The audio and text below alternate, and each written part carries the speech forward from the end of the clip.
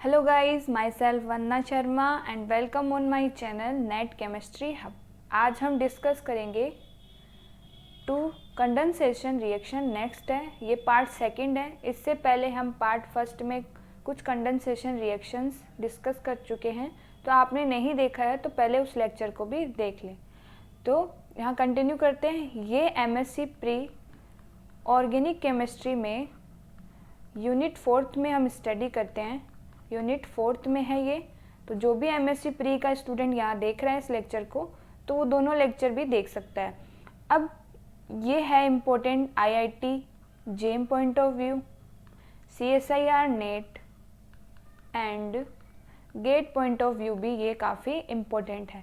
तो हम सभी को कंबाइंड में लेके इसको इन कंडेंसेशन रिएक्शन को यहाँ पर डिस्कस करने वाले हैं। तो फर्स्ट तो देखेंगे हम एल्डोल कंडेंसेशन। इसमें जो भी स्टीरियो केमिस्ट्री है वो भी देखेंगे, इसकी मैकेनिज्म भी देखेंगे और इनके एग्जाम्पल भी देखेंगे। नोवेंजल में भी सेम देखेंगे।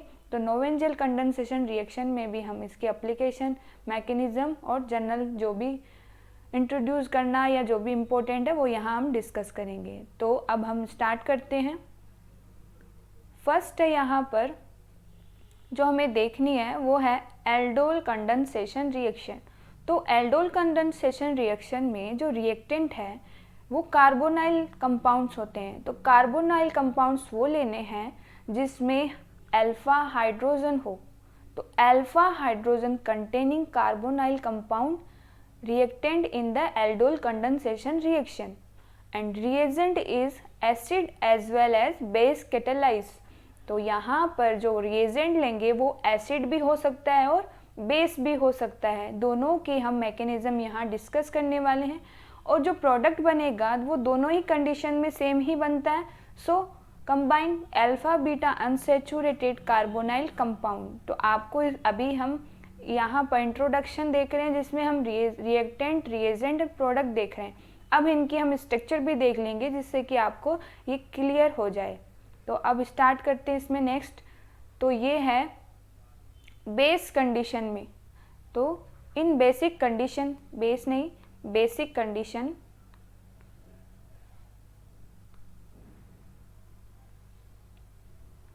इन बेसिक कंडीशन। तो बेसिक कंडीशन में जो जनरल रिएक्शन है वो हम यहाँ देख रहे हैं। तो फर्स्ट ऑफ ऑल ये जनरल रिएक्शन आपके सामने शो की गई है। ये है कार्बोनाइल जिसके पास अल्फा हाइड्रोजन है। इसकी ये पोजीशन कार्बोनाइल की अल्फा कहलाती है और ये हाइड्रोजन उस रेस्पेक्ट में अल्फा हाइड्रोजन कहलाते हैं। और यहाँ पर आपको बेस दिखेगा, बेसिक मीडियम में करवा रहे हैं, बेस कैटेलाइज रिएक्शन है। फिर सेकंड कार्बोनाइल लेंगे, उसकी कंडेंसेशन रिएक्शन कराएंगे, यानी आपस में इन दोनों सिंगल मॉलिक्यूल को कंबाइन करके एक कंपाउंड का फॉर्मेशन करेंगे। तो ये कंडेंसेशन होता है। फिर यहाँ पर ये बनेगा, ये अल्फा है, ये बीटा पोजीशन है, तो बीटा हाइड्रोक्सी कार्बोनाइल कंपाउंड भी यहाँ पर जनरेट होता है, बीटा हाइड्रोक्सी कार्बोनाइल कंपाउंड। तो यहाँ फर्स्ट स्टेप में ये भी एक कंपाउंड फॉर्म होता है। फिर हम हीटिंग करवाते हैं, तो यहाँ से हम हाइड्रोजन को बाहर निकाल के यहाँ से H2O को बाहर निकाल देंगे। ठीक है, तो ये हुई कंडेंसेशन रिएक्शन। यहाँ बन जाएगा ये alpha beta unsaturated carbonyl compound. तो ये प्रोडक्ट बनता है इसमें। ये हमने अभी देखा है जनरल रिएक्शन। अब हम देखेंगे इसकी मैकेनिज्म। तो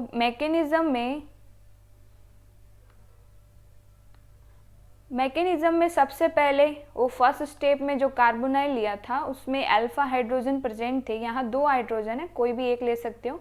तो अल्फा पोजीशन से हम हाइड्रोजन लेंगे। अब बेस है तो बेस क्या करेगा, हाइड्रोजन को लेगा, तो H+ की फॉर्म में लेता है। यहाँ नेगेटिव है बेस पर, तो बेस हाइड्रोजन को लेगा, तो यहाँ पर ये H है वो अपने इलेक्ट्रॉन छोड़ के जाएगा। तो जाने के बाद में यहाँ जनरेट होगा नेगेटिव चार्ज।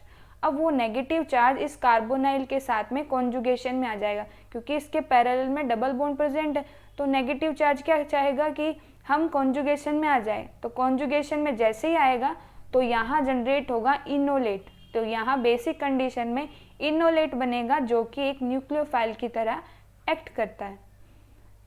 अब क्या करेंगे, नेक्स्ट स्टेप में जो सेकंड कार्बोनाइल कंपाउंड था, अब यहाँ इसका अटैक, इस इनोलेट का आयन का अटैक यहाँ क्यों करवा रहे हैं, क्योंकि हमें कंडेंस करवाना है, इनकी रिएक्शन करवानी है आपस में, जिससे कि हमें फाइनल प्रोडक्ट मिले, इसलिए हम ऐसा करवा रहे हैं। तो यहाँ पर हमें इस कार्बोनाइल सेंटर पर ही क्यों अटैक करवा रहे हैं, क्योंकि ये एक इलेक्ट्रोफिलिक सेंटर है।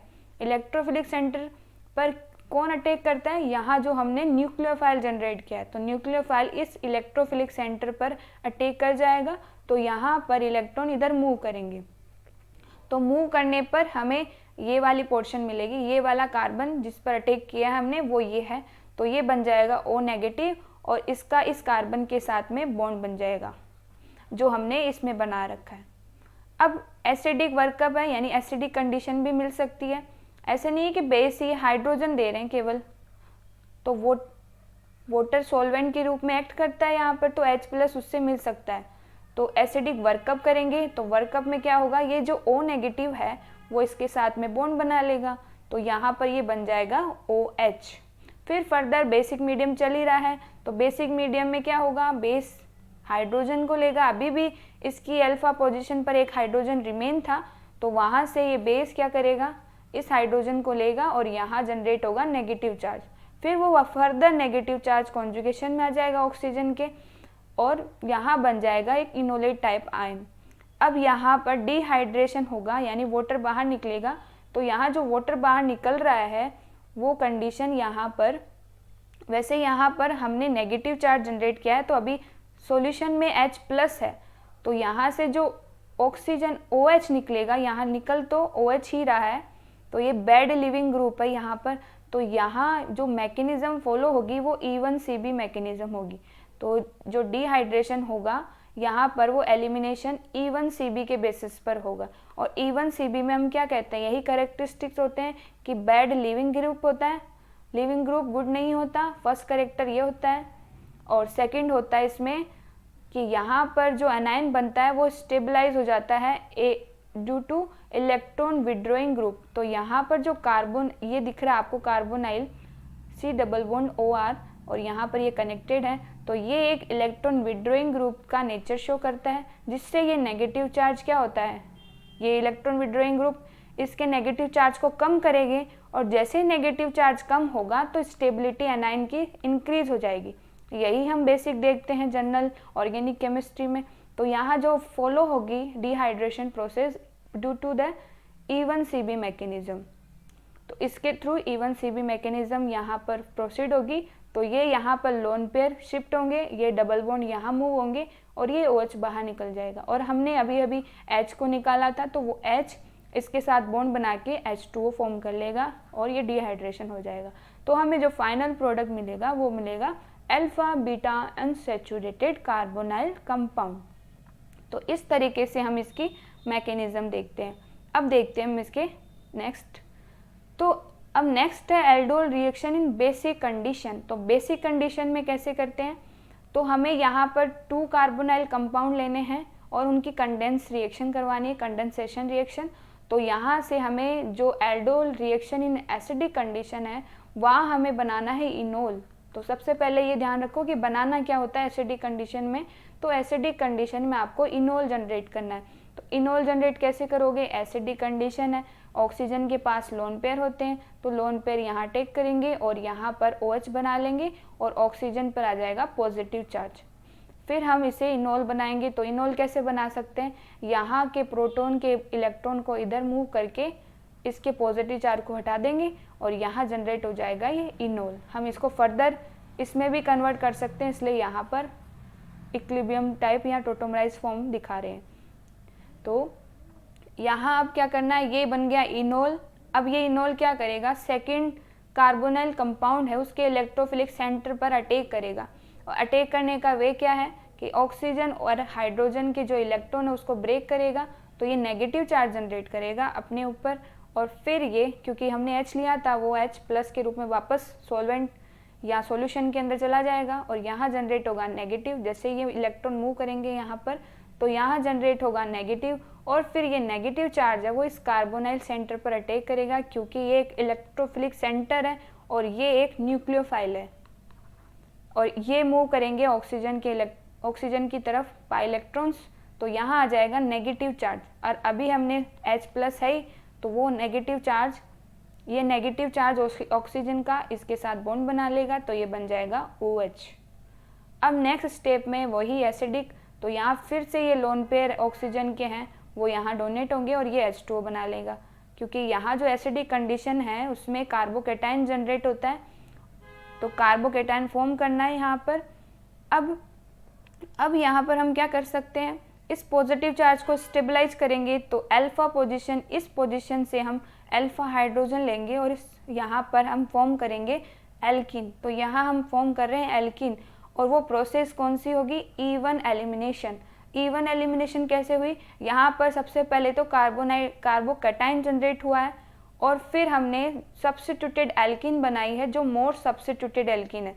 मोर सब्स्टिट्यूटेड एल्कीन का फॉर्मेशन करते हैं हम यहाँ पर,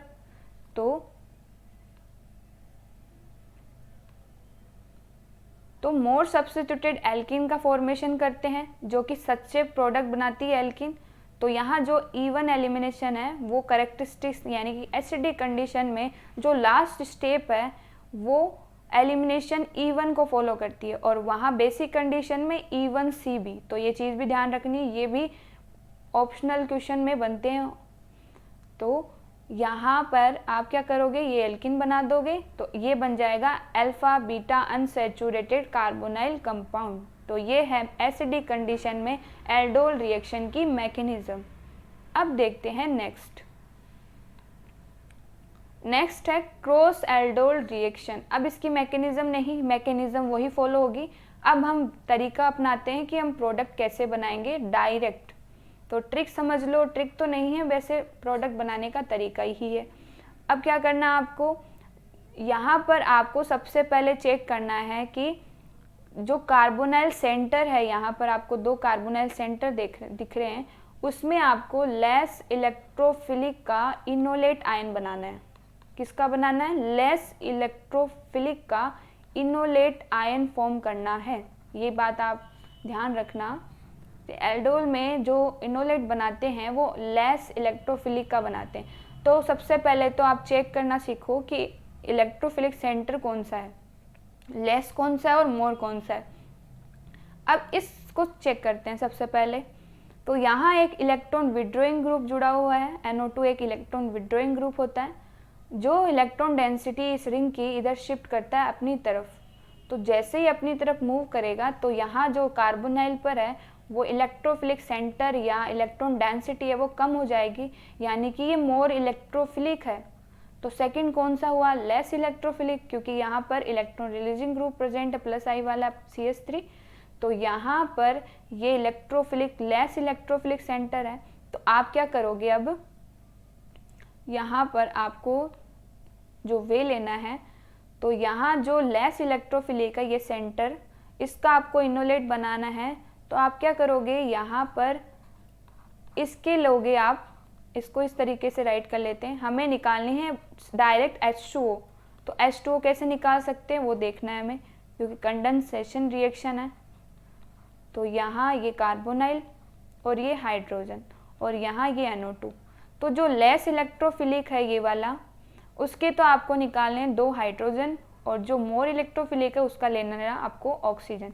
फिर फर्दर आप क्या करोगे, जैसे ही ये बाहर H2 निकलेगा तो इस सेंटर का इस सेंटर के साथ, जैसे ही ऑक्सीजन का बॉन्ड था डबल बॉन्ड, तो वैसे ही कार्बन के इस कार्बन के साथ में ये रहा, इस कार्बन का इस कार्बन के साथ में बीच में डबल बॉन्ड लगा लेना। तो ये मिलेगा हमें फाइनल प्रोडक्ट। अब देखते हैं इसकी एप्लीकेशन में। एप्लीकेशन फर्स्ट है, सिंपल है एकदम, आपको केवल इलेक्ट्रोफिलिक सेंटर पहचानना आना चाहिए।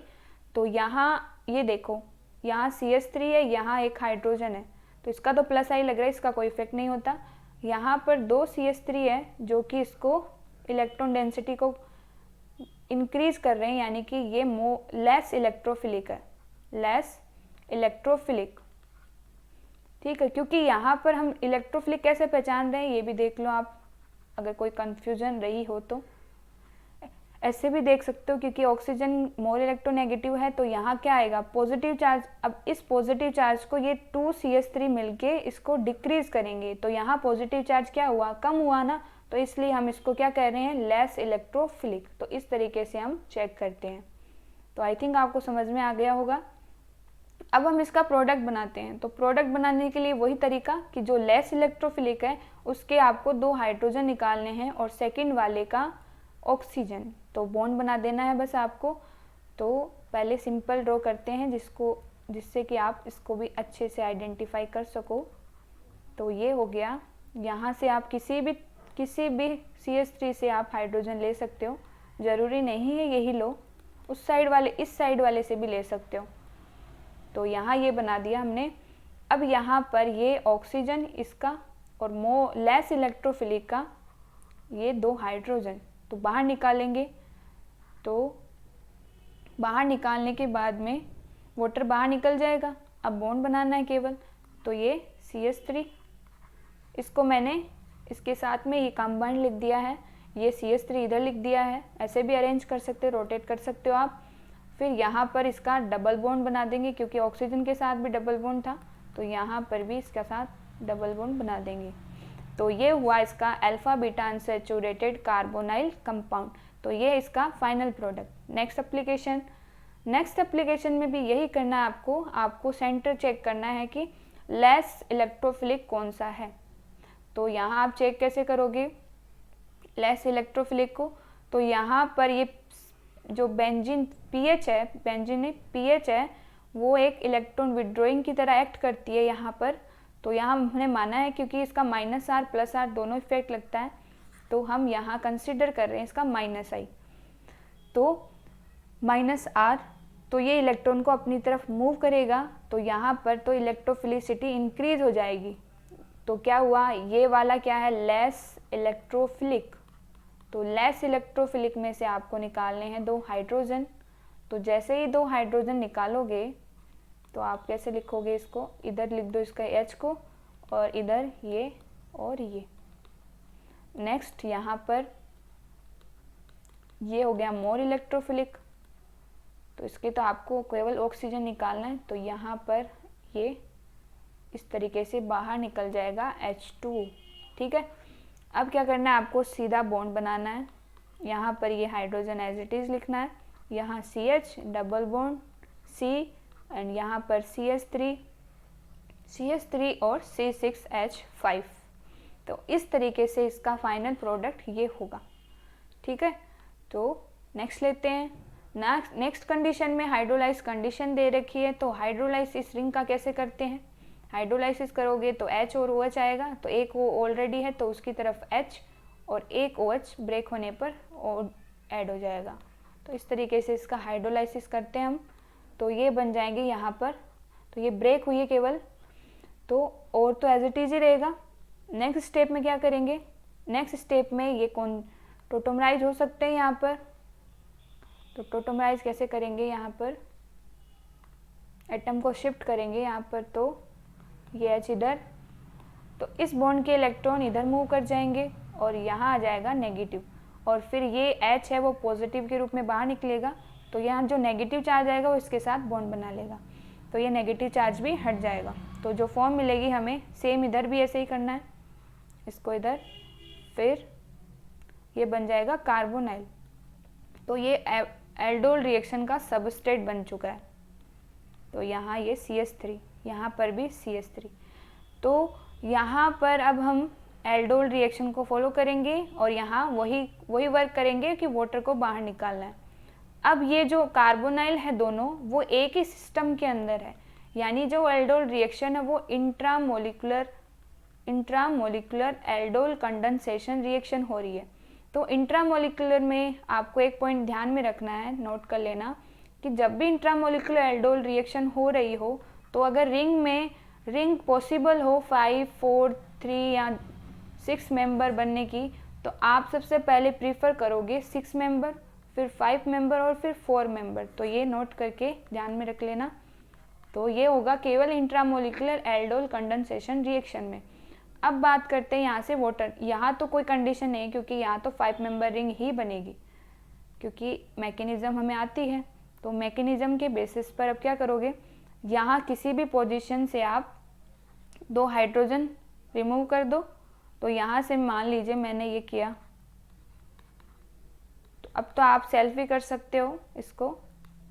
तो मैंने यहाँ से ये 2 हाइड्रोजन बाहर निकालने की, यहाँ से निकाले, तो ये 2 हाइड्रोजन और ये कार्बोनाइल, और एज इट इज़ आपको बॉन्ड बनाना है, तो प्रोडक्ट तो वही बनेगा। ये 5 मेंबर बन जाएगी, काउंट कर लो 1 2, यहाँ से 1 2 3 4 एंड 5, तो रिंग कितनी बनी 5 मेंबर की, और जो जो पोजीशन है वहाँ पर इनको बना दो। तो ये बना है रिंग में alpha beta unsaturated carbonyl compound. तो ये इस रिएक्शन का फाइनल प्रोडक्ट है। नेक्स्ट लेते हैं, अब लेना है हमें स्टीरियोकेमिस्ट्री ऑफ एल्डोल रिएक्शन। तो स्टीरियोकेमिस्ट्री का भी काफ़ी अच्छा रोल रहता है, एग्जाम में इससे क्वेश्चन बनते भी हैं। तो यहाँ पर स्टीरियोकेमिस्ट्री जो हमें अंडरस्टैंड करनी है वो है जिमरमान टेक्सलर मॉडल से। तो इस मॉडल की हेल्प से हम स्टीरियोकेमिस्ट्री इन एल्डोल रिएक्शन में डील करते हैं।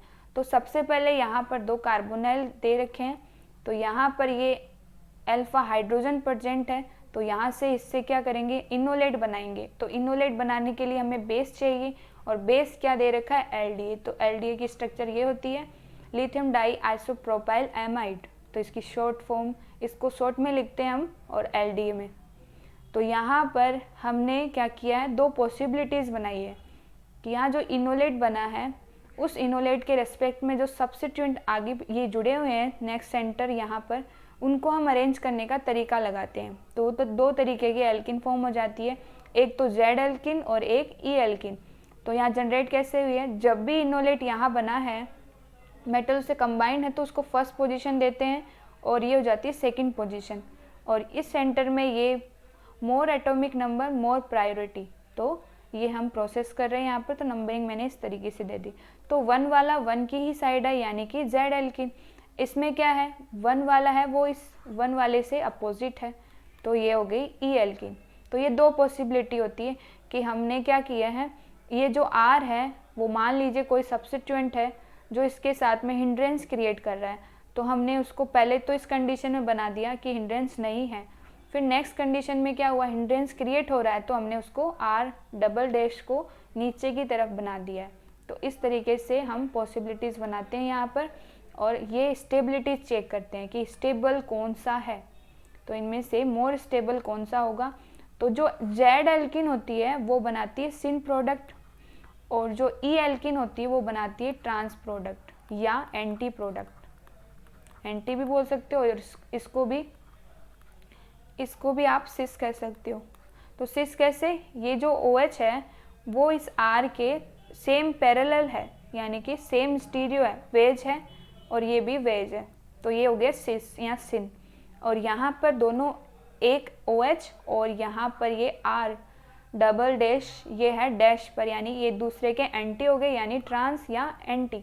तो इस तरीके से प्रोडक्ट बनाना होता है। तो यहाँ पर अल्फा बीटा अनसैचुरेटेड भी बना सकते हो, और ये कंडीशन भी हमने कहा था कि इनिशियली मैकेनिज्म में देखा था, तो उसमें ये बीटा हाइड्रोक्सी कार्बोनाइल कंपाउंड भी बनता है। तो यहाँ स्टीरियो केमिस्ट्री इसी के साथ में डील होती है। अदरवाइज अल्फा बीटा अनसैचुरेटेड में कोई ज़रूरत ही नहीं है हमें, तो नीड इसीलिए पड़ी है कि यहाँ पर ये प्रोडक्ट भी फॉर्म होता है, इसलिए हमें जिमरमान टेक्सलर मॉडल से इसकी स्टीरियो केमिस्ट्री डील करनी पड़ती है। अब लेते हैं नेक्स्ट। अब ये है एग्जाम्पल, जो हमने मॉडल देखा है उसको अंडरस्टैंड करने के लिए इससे अच्छा एग्जाम्पल नहीं हो सकता। तो अब क्या करेंगे, सबसे पहले ये एलडी है जो बेस है, बेस क्या करेगा, हाइड्रोजन लेगा, यहाँ एनाइन बनाएगा और ये इनोलेट फॉर्म हो जाएगा। तो इनोलेट हमने दो फॉर्म किए हैं, एक इनोलेट में जिसमें ये नंबरिंग कर लेते हैं 1 और 2, इसको ऑलवेज फर्स्ट ही देना है, जो भी O नेगेटिव बने, और कोई भी मेटल जुड़ सकती है, बोरोन लिथियम, जो भी कंडीशन के बेसिस पर है कि रिएक्शन में कौन सी मेटल हमने ली है। तो यहाँ लिथियम थी तो लिथियम लिया है। अब यहाँ हाइड्रोजन है जो शो नहीं किया है, तो यहाँ पर 1, क्योंकि higher atomic number higher priority, तो यहाँ 1 वाला है वो इसके अपोजिट है, यानी ये वाला, ये जो एल्किन बनाई है हमने अपनी तरफ से, तो ये वाली कौन सी है, ई एल्किन, इसे कहते हैं हम ई एल्किन। तो ये वाली कौन सी हो जाएगी, जेड एल्किन। चाहे नंबरिंग कर लो और चेक कर लो, अभी देखा ही हमने।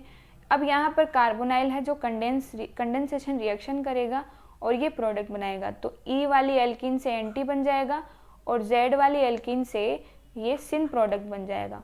तो यहाँ पर इन दोनों को सेम साइड और इन दोनों में इन एक की स्टीरियो को चेंज कर देंगे तो वो NT बन जाएगा।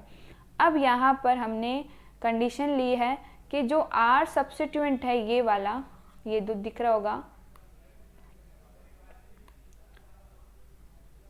तो इस R को हम क्या करेंगे, R को सब्स्टिट्यूशन करेंगे कि यहाँ पर हम लेंगे फर्स्ट में टर्शियरी ब्यूटाइल और सेकंड कंडीशन इसके साथ देखेंगे। तो सबसे पहले तो हम टर्शियरी ब्यूटाइल, अगर यहाँ R को क्या करेंगे कंसीडर टर्शियरी ब्यूटाइल, तो आप जब टर्शियरी ब्यूटाइल को कंसीडर करोगे तो ये R, हम इसको इरेज ही कर देते हैं, तो आपने क्या किया, यहाँ जो R है वो कंसीडर किया है कि वो टर्शियरी ब्यूटाइल है। तो उस कंडीशन में हम देखेंगे कि कौन सा मेजर प्रोडक्ट बनेगा, ये वाली एल्कीन बनेगी या ये वाली एल्कीन बनेगी, ठीक है। और हमने इसको क्या किया, 1, ये 2, ये 1, तो ये एंटी वाली कह लो या आप E एल्कीन कह लो, E एल्कीन और ये Z एल्कीन। तो यहाँ पर हमने लिया टर्शियरी ब्यूटाइल, नेक्स्ट स्टेप में ये इनोलेट बना लेगा। दोनों टाइप के इनोलेट बनेंगे, हमें स्टेबिलिटी देखनी कौन सा स्टेबल ज़्यादा होगा जब अपना R है वो टर्शियरी ब्यूटाइल हो, और ये टर्शियरी ब्यूटाइल है वो एक बल्की ग्रुप है, तो बल्की ग्रुप का रिपल्शन भी लगेगा।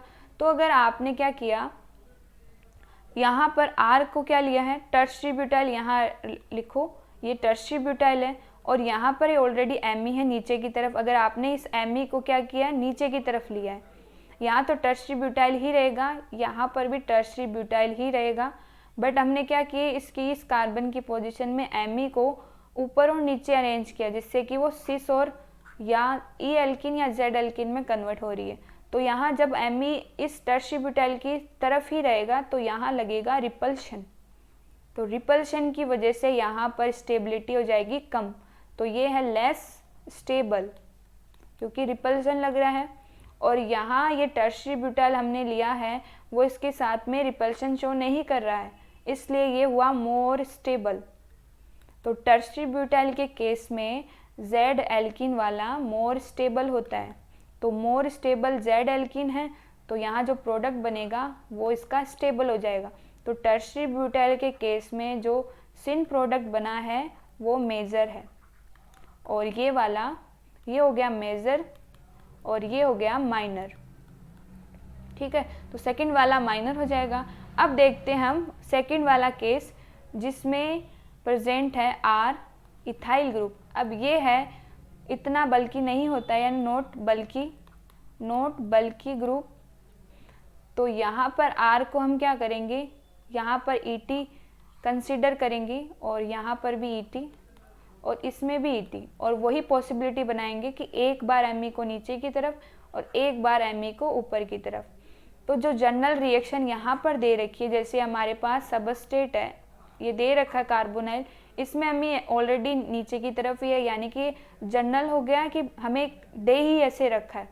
तो अब क्या करेंगे, यहाँ पर इथाइल का इतना रिपल्शन होता नहीं, यहाँ कोई रिपल्शन नहीं है, तो ये वाली कंडीशन स्टेबल हो जाएगी और ये वाली लेस।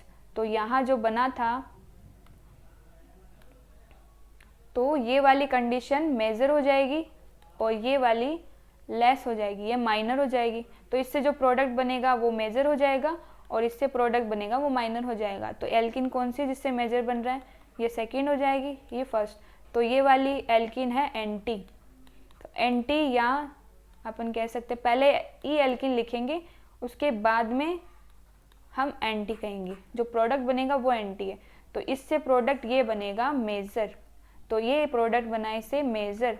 तो परसेंटेज के वे पे देखें तो इथाइल के यहाँ परसेंटेज इस फर्स्ट वाले के 70 और इसकी पॉसिबिलिटी है 30%। तो ये प्रोडक्ट फॉर्म करने की पॉसिबिलिटी है इनमें।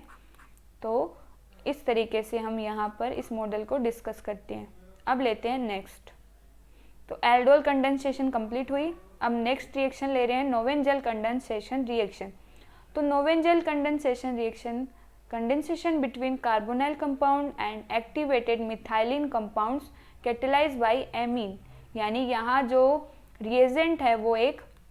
नाइट्रोजन कंपाउंड है, नाइट्रोजन कंटेनिंग कंपाउंड, तो यहाँ जो रिएजेंट लेंगे वो नाइट्रोजन कंटेनिंग कंपाउंड लेंगे। तो और यहाँ पर एक्टिवेटेड मिथाइलिन कंपाउंड होगा और कार्बोनाइल कंपाउंड होगा, और प्रोडक्ट क्या बनेगा वो हम अब देखते हैं। तो ये तो बेसिक हुई। अब जनरल रिएक्शन है, यहाँ ये है एक्टिव मिथाइलिन, तो यहाँ पर एक्टिव मिथाइलिन हाइड्रोजन प्रेजेंट है, तो इस मिथाइल के पास में 2 हाइड्रोजन है। वो एक्टिव मिथाइलिन क्यों है? क्योंकि यहाँ पर ये जो सब्स्टिट्यूएंट जुड़े हुए हैं वो इलेक्ट्रॉन विड्रॉइंग है, ये एस्टर है और इसका नेचर होता है इलेक्ट्रॉन विड्रॉइंग का। तो इलेक्ट्रॉन विड्रॉइंग इसकी यहाँ जो एनायन बनाएंगे उसकी स्टेबिलिटी को इंक्रीज कर रहा है और ये यहाँ पर स्टेबल हो जाएगा। ठीक है, तो यहाँ पर ये एक्टिव मिथाइलिन, इसके पास हाइड्रोजन प्रेजेंट है और ये रहा इलेक्ट्रोफिलिक सेंटर जिस पर ये अटैक करेगा। तो अटैक करेगा इसकी प्रेजेंस में जो भी कोई नाइट्रोजन कंटेनिंग कंपाउंड है और ये फॉर्म करेगा, और इस कंडीशन में यहाँ पर ये प्रोडक्ट बनेगा अनसैचुरेटेड एसिड। तो कैसे बनता है इसकी मैकेनिज्म से आपको अंडरस्टैंड हो जाएगा। ये है जनरल रिएक्शन। नेक्स्ट है इसकी मैकेनिज्म। फर्स्ट स्टेप में आपको जो बेस लिया है वो जो एमीन नाइट्रोजन कंटेनिंग जो ग्रुप है वो एक बेस की तरह एक्ट कर रहा है, यहाँ पर बेस की तरह एक्ट करता है, तो एक्ट एज बेस। तो आप क्या करोगे, सबसे पहले जो हाइड्रोजन एक्टिव मिथाइलिन के पास जो हाइड्रोजन है उसको H+ के रूप में बाहर निकालोगे और नेगेटिव चार्ज जनरेट करोगे, तो यहाँ बन जाएगा ये न्यूक्लियोफाइल। और यहाँ इस लोन पेयर ने अटैक किए तो इस पे आ गया, लोन पेयर अटैक करने के बाद में पॉजिटिव चार्ज, और इसका बॉन्ड बन गया नाइट्रोजन के साथ में हाइड्रोजन का। सेकेंड स्टेप में अब हमने इनोलेट बोल सकते हो, या इनोलेट तो है ही, न्यूक्लियोफाइल तो जनरेट कर ही लिया, तो न्यूक्लियोफाइल तो जनरेट हो चुका। अब क्या करेंगे, सेकंड बेस तो है, ये बेस की तरह एक्ट कर रहा है और यहाँ अपने पास इलेक्ट्रोफिलिक सेंटर कार्बोनाइल का था, ये क्या करेगा, यहाँ पर अटैक करेगा। अटैक करने के बाद में यहाँ पर पॉजिटिव चार्ज आएगा, अटैक करेगा, बॉन्ड बन जाएगा इस सेंटर के साथ में इस नाइट्रोजन का, तो यहाँ पर यहाँ पॉजिटिव चार्ज आ जाएगा। जब ये बॉन्ड बनाएगा तो यहाँ इसका बॉन्ड हो जाएगा, तो इसके पॉजिटिव चार्ज को हटाएंगे। कैसे हटाएंगे, इस इलेक्ट्रॉन यहाँ के हाइड्रोजन के इलेक्ट्रॉन अपनी तरफ लेके, तो जैसे ही H यहाँ से H+ निकलेगा, यहाँ आएगा वो नेगेटिव, वो इस पर अटैक कर जाएगा। तो ये प्रोसेस चलती रहती है। फिर फर्दर ये OH बन गया और इसका बॉन्ड बन गया नाइट्रोजन के साथ कार्बन का। फिर ये लोन पे फिर से यहाँ पर इस OH को बाहर लीव करवाएंगे और यहाँ बनेगा इमीनियम आयन, ये बन गया इलेक्ट्रोफाइल। तो अब इलेक्ट्रोफाइल की तरह ये एक्ट करेगा और यहाँ हमने ये जो न्यूक्लियोफाइल बनाया है वो इस पर अटैक करेगा। तो यहाँ पर इमीनियम आयन, अब नेक्स्ट लेते हैं, इमीनियम आयन पर ये न्यूक्लियोफाइल अटैक करेगा, तो अटैक इस कार्बन पर करेगा जिससे कि ये नाइट्रोजन का जो पॉजिटिव चार्ज था वो रिमूव हो जाए। रिमूव होने के बाद में यहाँ अपने पास ये मिल जाएगा। फिर यहाँ पर बेस तो है ही, बेसिक एमीन बेस की तरह ही एक्ट कर रहा था, तो यहाँ पर ये हाइड्रोजन लेगा, नेगेटिव बनाएगा, या आप इस इलेक्ट्रॉन के यहाँ पर इन बॉन्ड के इलेक्ट्रॉन को भी डायरेक्ट मूव कर सकते हो, और यहाँ पर जो रिएजेंट लिया उसको बाहर निकाल देंगे, जैसे लिया था वैसा ही बाहर रिमूव कर देंगे। तो यहाँ पर आ जाएगा नेगेटिव चार्ज, यहाँ H+ निकल रहा है वो इसको ले लेगा, तो यहाँ पर ये बाहर निकल जाएगा इस तरीके से। फिर यहाँ पर ये अनसैचुरेटेड फॉर्म में एस्टर बन जाएगा। फिर हम इसका करेंगे हाइड्रोलाइसिस। तो हाइड्रोलाइसिस करोगे आप, तो हाइड्रोलाइसिस बेसिक कंडीशन में भी हो सकता है और एसिडिक कंडीशन में। तो बेसिक कंडीशन है यहाँ पर, तो हाइड्रोलाइसिस करेंगे हम बेसिक कंडीशन में। तो OH नेगेटिव शो किया है मैंने, ये हाइड्रोलाइसिस है। तो यहाँ पर अब हाइड्रोलाइसिस किया तो एस्टर का हाइड्रोलाइसिस एसिड में हो जाएगा, तो यहाँ पर ये कन्वर्ट हो जाएंगे H में, तो ET हट जाएगा और H आ जाएगा, तो ये यहाँ पर फॉर्म हो जाएगा। नेक्स्ट स्टेप में होगा डीकार्बोनाइलेशन। डीकार्बोनाइलेशन कैसे करोगे, इस बॉन्ड के इलेक्ट्रॉन इधर मूव करोगे और यहाँ पर इसके साथ में कॉन्जुगेशन में रखेंगे। तो यहाँ तो ये H+ के रूप में बाहर निकला है, तो यहाँ नेगेटिव चार्ज इसके साथ बॉन्ड बना लेगा और यहाँ से CO2 बाहर रिमूव हो जाएगी। गैस है, एंट्रोपी इंक्रीज हो जाएगी सिस्टम की और स्टेबिलिटी इंक्रीज हो जाएगी साथ में। तो यहाँ अब हमने ये बना दिया है, ये स्टेप देख लिया। फिर फर्दर अगेन हम क्या करेंगे, इस बॉन्ड के इलेक्ट्रॉन मूव करवाएंगे, क्योंकि हमें एसिड बनाना है अनसैचुरेटेड, तो ये इधर मूव करेगी। तो यहाँ पर नेगेटिव आया, यहाँ ये H+ के रूप में, तो ये बॉन्ड बना लेगा। तो यहाँ ये हाइड्रोजन यहाँ आ जाएगा और ये बन जाएगा अपना फाइनल प्रोडक्ट। तो ये थी मैकेनिज्म, आई थिंक समझ में आई हो। नेक्स्ट लेते हैं इसके एप्लीकेशन। एप्लीकेशन आप तभी कर पाओगे अगर आपको मैकेनिज्म अंडरस्टैंड हुई है। तो यहाँ पर जो बेस लिया वो इथाइल अमोनियम नाइट्रेट है, इसकी ज्योमेट्री मैंने बनाई है यहाँ पे स्ट्रक्चर। तो सबसे पहले आप अब डायरेक्ट करेंगे, जो स्टेप है, मैकेनिज्म पूरी नहीं लिखेंगे बार बार। तो यहाँ आप इथाइल एमीन की प्रेजेंस में एनाइन बनाओगे, क्योंकि दोनों ही इलेक्ट्रॉन विड्रॉइंग ग्रुप है, तो एनाइन यहाँ पर स्टेबल होगा। फिर यहाँ से आप इमीनियम आयन बनाओगे, इसको ऐसे राइट करेंगे। तो यहाँ पर आप इसको इमीनियम आयन बना रहे हैं, तो इमीनियम आयन इससे मिलाएंगे इथाइल अमोनियम नाइट्रेट। तो मैं इसको ऐसे लिख देती हूँ कि इससे कोई सब्स्टिट्यूएंट अटैच है, ठीक है इतना। तो अब करते हैं इसको, यहाँ कोई ऐसे ग्रुप जो इससे कनेक्टेड वो अटैच किए हैं, तो ऐसे ही मानेंगे इसको। अब यहाँ पर ये हमने बना लिया इमीनियम आयन। अब ये इमीनियम आयन एक इलेक्ट्रोफाइल की तरह एक्ट कर रहा है। ये रहा न्यूक्लियोफाइल, अटैक करवाओ, अटैक करवाओगे तो इलेक्ट्रॉन मूव होंगे। तो नेक्स्ट स्टेप में क्या होगा, नेक्स्ट स्टेप में ये बॉन्ड इधर ही रहेंगे। ये हाइड्रोजन है यहाँ पर, यहाँ नाइट्रोजन, और ये कोई सब्स्टिट्यूएंट जो इससे अटैच है। यहाँ इससे बॉन्ड बना है और ये यहाँ से इस कार्बन से अटैच हो गए, ऐसे बन गया। अब नेक्स्ट स्टेप लेते हैं। नेक्स्ट स्टेप में वही करेंगे, और यहाँ प्रोडक्ट हमें ये बनाना है। तो ये कैसे बनाओगे, और ये क्या है, रिएजेंट है। रिएजेंट में जैसे लिया है हमने वैसे ही इसको एज इट इज़ बाहर निकालते हैं। तो यहाँ ये एसिडिक प्रोटॉन है, तो यहाँ से इसके इलेक्ट्रॉन मूव करेंगे और इसको बाहर निकाल देंगे। तो जैसे ही हमने पहले लिया था वैसा ही हम बाहर लीव कर देंगे, तो प्रोडक्ट बन जाएगा ये। तो ये है इसकी मैकेनिज्म, या आप तरीका समझ सकते हो इसका। तो ये राइट करने का तरीका है। सो आई थिंक समझ में आई हो। नेक्स्ट लेते हैं एप्लीकेशन, ये भी काफ़ी इम्पोर्टेंट है।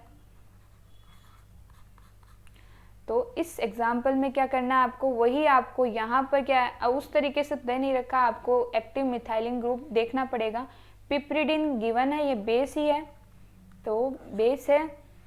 तो कौन सी पोजीशन से मिथाइलिन आपको दिख रहा है और एक्टिव हाइड्रोजन दिख रहे हैं आपको, तो यहाँ देखो इस पोजीशन से हमें एक्टिव हाइड्रोजन दिख रहे हैं, क्योंकि यहाँ पर ये ऑक्सीजन नाइट्रोजन है, ये मोर इलेक्ट्रोनेगेटिव एटम है। तो यहाँ जो नेगेटिव बनेगा वो स्टेबल हो जाएगा। तो यहाँ से हमने इसको एक हाइड्रोजन को बाहर निकाल दिया।